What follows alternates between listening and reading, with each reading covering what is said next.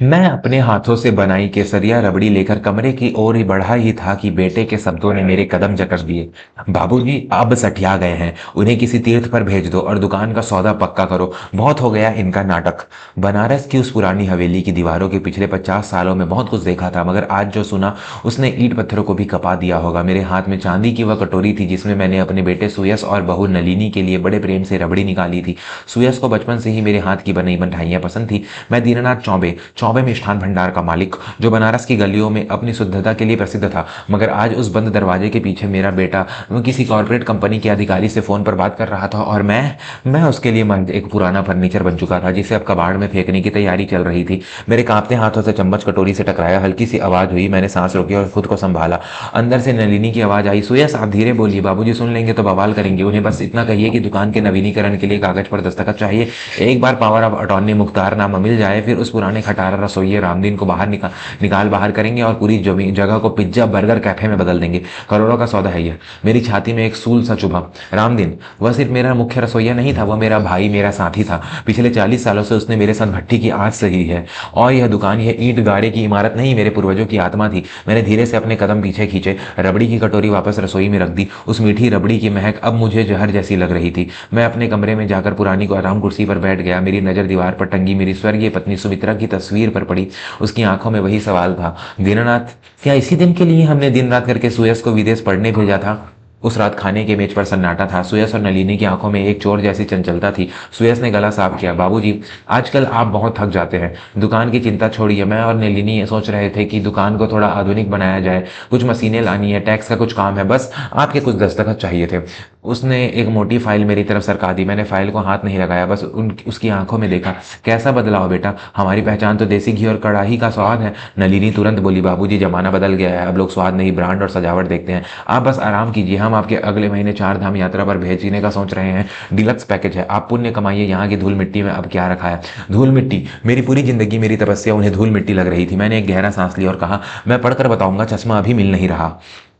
सुयस के चेहरे पर झुंझलाहट आ गई। बाबूजी इसमें पढ़ने की कैसा क्या है? वकीलों ने सब देखा है, बस साइन कीजिए, कल अंतिम तारीख है, कल तक का सब्र तो होगा ही। मेरी आवाज में एक ऐसी शक्ति थी जो शायद बरसों बाद उभरी थी। सुयस चुप हो गया। फाइल मेरे पास छोड़कर वे दोनों अपने कमरे में चले गए। दोस्तों, कहानी में आगे बढ़ने से पहले अगर आपको भी लगता है कि बुजुर्ग घर की नींव होते हैं तो उनका सम्मान सबसे ऊपर होना चाहिए, तो इस चैनल को अभी सब्सक्राइब करें और घंटी वाला बटन दबाइए। यह कहानी हर उस पिता की है जो अपनी संतानों के लिए अपना सर्वस्व निछावर कर देता है। अगली सुबह मैं भोर में ही उठ गया। गंगा घाट की सीढ़ियों पर बैठकर मैंने सूरज को उगते देखा। बनारस की सुबह हमेशा नई उम्मीद लाती है। मैंने तय कर लिया था, मैं भावुक होकर नहीं बुद्धि से लड़ूंगा। मैं सीधा कचहरी गया, अपने पुराने मित्रों और शहर के सबसे माने हुए वकील त्रिलोकी नाथ जी के पास। त्रिलोकी ने फाइल देखी और जोर से हंसा, दीनानाथ तेरा बेटा तुझे कच्चा खिलाड़ी समझता है। यह नवीनीकरण के कागज नहीं है, यह पूर्ण अधिकार पत्र, जनरल पावर ऑफ अटॉर्नी है, और साथ में संपत्ति हस्तांतरण के एग्रीमेंट भी। अगर तूने इस पर दस्तखत कर दिए तो वह कल ही दुकान बेच सकता है और तुझे एक पैसा भी देने के लिए बाध्य नहीं होगा। मेरे कानों में नलिनी के शब्द गूंज गए, वृद्धाश्रम भेज दो। मेरा शक सही था। त्रिलोकी ने चश्मा उतारते हुए पूछा,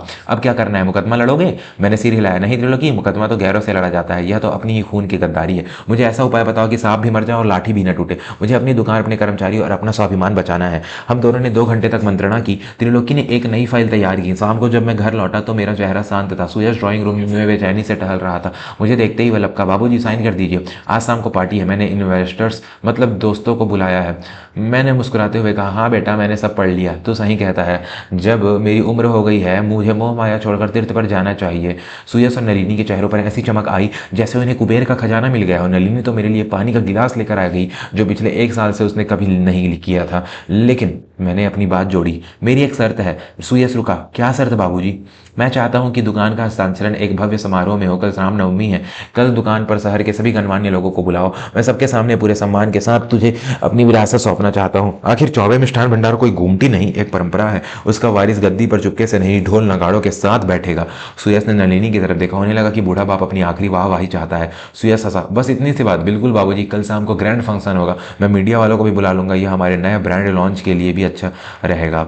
उन्होंने तुरंत तैयारी शुरू कर दी, कैटरिंग, फूल, सजावट, सब कुछ विदेशी तर्ज पर। उधर मैंने रामदीन और अपने 4 पुराने कारीगरों को रात में ही अपने कमरे में बुलाया। रामदीन की आंखों में आंसू थे। मालिक, सुना है आप दुकान छोटे मालिक को दे रहे हैं, वे तो हमें निकाल देंगे। मैंने रामदीन के कंधे पर हाथ रखा। रामदीन, तूने 40 साल मेरी भट्टी जलाई है, तुझे बुझने कैसे दूंगा। कल जो होगा बस उस पर भरोसा रखना और अपनी नई पगड़ी पहन कर आना। अगले दिन शाम को दुकान दुल्हन की तरह सजी थी। शहर के बड़े व्यापारी, नेता और सुयस के वो विदेशी पार्टनर भी आए थे जो दुकान को पिज्जा सेंटर बनाने वाले थे। सुयस और नलिनी बहुत खुश थे। वे मेहमानों को बता रहे थे कि कैसे वो इस पुरानी धूल भरी दुकान को एक ग्लोबल ब्रांड बना देंगे। मैं मंच पर बैठा सब देख रहा था। मेरे हाथ में एक नई फाइल थी। माइक पर सुयस आया। देवी और सज्जनों, आज मेरे पिता श्री धीरेन्द्रनाथ चौबे जी अपनी सेवा से निवृत्त हो रहे हैं। इस वट वृक्ष की जिम्मेदारी मुझे सौंप रहे हैं। हम इसे नई ऊंचाइयों पर ले जाएंगे। तालियां बजी। सुयस मेरी तरफ इशारा किया। अब मैं बाबूजी से अनुरोध करूंगा कि वे आएं और आधिकारिक दस्तावेजों पर हस्ताक्षर करके मुझे आशीर्वाद दें। मैं धीरे से उठा, माइक के पास गया। पूरा हॉल शांत हो गया। मैंने भीड़ से खड़े रामदीन और अन्य कारीगरों को देखा। वे सहमे हुए थे। मैंने बोलना शुरू किया। जीवन में सबसे बड़ा धन विश्वास होता है। जब वह टूटता है तो आवाज नहीं होती, पर नींव हिल जाती है। मेरे बेटे सुयस और बहू नलिनी ने सोचा कि मैं बूढ़ा हो गया हूं, अब मेरे फैसले लेने की क्षमता खत्म हो गई है। सुयस के चेहरे की हंसी थोड़ी फीकी पड़ी। वह मेरी तरफ बढ़ा, शायद माइक छीनने के लिए, पर मैंने हाथ से इशारे से उसे रोक दिया। इन्होंने चाहा कि मैं चुपचाप सब कुछ इनके नाम कर दूं ताकि ये इसे बेचकर करोड़ों कमा सके और मुझे किसी आश्रम में छोड़ दे। भीड़ में फुसफुसाहट शुरू हो गई। नलिनी का चेहरा सफेद पड़ गया। सुयस चिल्लाया, बाबूजी यह क्या बकवास कर रहे हैं? आपकी तबीयत ठीक नहीं है। मेरी तबीयत बिल्कुल ठीक है सुयस, मैंने कड़कती आवाज में कहा, और इसलिए आज सुबह ही मैंने एक बड़ा फैसला लिया है। मैं आज चौबे मिष्ठान भंडार का मालिकाना हक किसी एक व्यक्ति को नहीं दे रहा। मैंने फाइल हवा में लहराई। मैंने आज ही अपनी दुकान, अपनी जमीन और अपना brand Shri Dhirendranath charitable trust एवं कर्मचारी सहकारी समिति वर्कर्स कोऑपरेटिव सोसाइटी के नाम रजिस्टर कर दिया है। हॉल में सन्नाटा छा गया। सुयस पत्थर की मूर्ति बन गया। इस समिति के अध्यक्ष मेरे बचपन के साथी और मुख्य रसोईया श्री रामदीन होंगे, और बाकी 4 सदस्य मेरे वो कारीगर हैं जिन्होंने पसीना बहाकर इस दुकान को बनाया है। इस ट्रस्ट के नियमों के अनुसार इस दुकान को कभी बेचा नहीं जा सकता। इसका मुनाफा 50% दुकान की तरक्की में लगेगा, 30% कर्मचारियों के कल्याण में और 20% अनाथ बच्चों की शिक्षा के लिए जाएगा। सुयस चीखा, यह नहीं हो सकता, आप ऐसा नहीं कर सकते, यह मेरी विरासत है।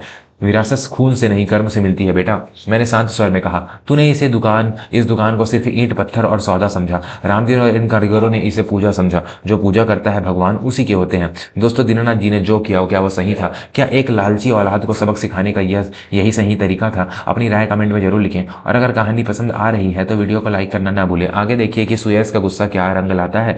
सुयस मंच पर चढ़ आया। उसने फाइल छीनने की कोशिश की। मैं इसे कोर्ट में चुनौती दूंगा। आप मानसिक रूप से अस्थिर हैं या धोखा है? तभी भीड़ से वकील त्रिलोकीनाथ जी आगे आए। उन्होंने एक और दस्तावेज मेज पर रखा। सुयस बाबू, कोर्ट जाने की तकलीफ मत उठाना। दीनानाथ जी ने अपनी मानसिक स्थिरता का प्रमाण पत्र मेडिकल सर्टिफिकेट कल ही सिविल सर्जन से बनवा लिया है, वीडियोग्राफी के साथ, और यह डीड रजिस्टर्ड है। इसमें स्पष्ट लिखा है कि दीनानाथ जी अपने जीवन काल में इस समिति के मुख्य संरक्षक पैट्रोन रहेंगे और उन्हें सम्मानजनक पेंशन मिलेगी। तुम्हारे लिए उन्होंने हवेली छोड़ी है, पर दुकान वो अब समाज की है। सुयस के विदेशी पार्टनर जो सौदा करने आए थे, यह सुनते ही खिसकने लगे। उन्हें समझ आ गया था कि अब यहाँ कोई डील नहीं होने वाली। नलिनी जो अभी तक महारानी बनी खड़ी थी, अब आंसुओं का नाटक करने लगी। बाबूजी, हमने तो आपकी भलाई के लिए सोचा था, आप अपने ही बेटे के साथ ऐसा कैसे कर सकते हैं? मैंने माइक छोड़ा और उनके करीब गया। भलाई, रबड़ी की कटोरी हाथ में लिए खड़ा था मैं, जब तुम मुझे वृद्धाश्रम भेजने की योजना बना रही थी। मैंने तुम्हें सड़क पर नहीं छोड़ा नलिनी, यह हवेली तुम्हारे नाम है, रहो इसमें, लेकिन मेरी आत्मा, मेरा काम, वो सुरक्षित हाथों में है। अब मैं सचमुच तीर्थ पर जाऊंगा, लेकिन इसलिए नहीं कि तुमने भेजा, बल्कि इसलिए कि अब मैं चिंता मुक्त हूँ। मैं मंच से नीचे उतरा। रामदीन दौड़कर मेरे पैरों में गिर पड़ा। मालिक, यह क्या कर दिया? ये हम तो सेवक हैं। मैंने उसे उठाया और गले लगाया। नहीं रामदीन, आज से तुम मालिक हो। बस एक वादा करो, घी की शुद्धता में कभी कमी मत आने देना, स्वाद नहीं बदलना चाहिए। उस रात हवेली में मातम जैसा माहौल था, लेकिन मेरे मन में दिवाली थी। सुयस और नलिनी अपने वकीलों को फोन घुमा रहे थे, लेकिन हर तरफ से उन्हें एक ही जवाब मिल रहा था, कागज पक्के हैं, कुछ नहीं हो सकता। अगले दिन सुबह मैंने अपना छोटा सा बैग तैयार किया। मुझे हरिद्वार जाना था। सुयस मेरे कमरे के दरवाजे पर खड़ा था। उसका अहंकार टूट चुका था, अब सिर्फ हार बची थी। बाबूजी, आप कहाँ जा रहे हैं? आप जा रहे हैं? उसने धीमी आवाज में पूछा। हाँ बेटा, हवेली तुम्हारी है, लेकिन याद रखना, दीवारें घर की नहीं बनाती, उसमें रहने वालों का आचरण बनाता है। दुकान तुम्हारे हाथ से गई क्योंकि तुमने उसकी कदर नहीं की। अब जो बचा है उसे संभाल सको तो संभाल लेना। मैं बाहर निकला तो दुकान के बाहर रामदीन और सारे कर्मचारी खड़े थे। उन्होंने मेरी गाड़ी को फूलों से लाद दिया था। वह बनारस की गलियों से निकलते वक्त मुझे लगा कि मैं कुछ खोकर नहीं बल्कि सब कुछ पाकर जा रहा हूँ। महीने बीत गए। मैं हरिद्वार में गंगा किनारे एक छोटे से आश्रम में सेवा करने लगा। वहाँ सुकून था। एक दिन मुझे रामदीन का फोन आया। मालिक, मतलब काका जी, सुयस भैया आए थे दुकान पर। मैं चौंक गया। क्या हुआ, कोई तमाशा किया क्या? नहीं काका जी, रामदीन ने आवाज में आश्चर्य था। वे आए, चुपचाप काउंटर पर खड़े रहे, फिर उन्होंने 1 किलो बेसन के लड्डू खरीदे और पूरे पैसे दिए। जाते वक्त उन्होंने मुझसे कहा, रामदीन काका, लड्डू में वही स्वाद है जो बाबूजी के हाथ में का था, शायद मैं ही स्वाद भूल गया था। वे रो रहे थे काका जी। मेरी आंखों में भी नमी आ गई। गंगा की लहरों को देखते हुए मैंने हाथ जोड़ा। कभी कभी कठोर फैसले ही सही रास्ता दिखाते हैं।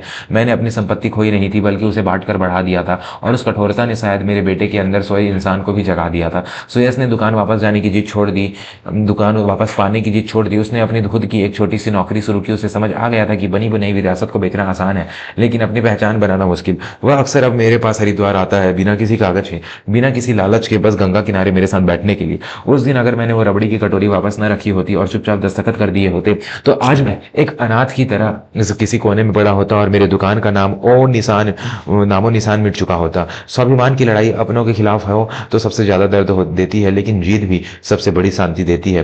दोस्तों, यह कहानी हमें सिखाती है कि बुजुर्गों को कभी भी बोझ या बेकार नहीं समझना चाहिए। उनका अनुभव वो पूंजी है जो बाजार में नहीं मिलती। दीननाथ जी ने अपनी समझदारी से न केवल अपना सम्मान बचाया, बल्कि अपने बेटे को भी जीवन का असली पाठ पढ़ाया। अगर इस कहानी ने आपके दिल को छू लिया है तो कृपया इस वीडियो को अपने परिवार और दोस्तों के साथ शेयर जरूर करें। क्या पता यह कहानी किसी और दीननाथ जी को जागृत कर दे या किसी सुयस को भटकने से बचा ले। चैनल को सब्सक्राइब करके हमारा परिवार बढ़ाएं। हम हर रोज ऐसी ही दिल को छू लेने वाली प्रेरणादायक कहानियां आपके लिए लाते रहेंगे। आपका एक लाइक और एक कमेंट हमारा हौसला बढ़ाता है। नीचे कमेंट में माता पिता की जय जरूर लिखें। अगली कहानी में फिर मिलेंगे, तब तक के लिए अपने बड़ों का सम्मान करें और अपनों का ख्याल रखें। धन्यवाद।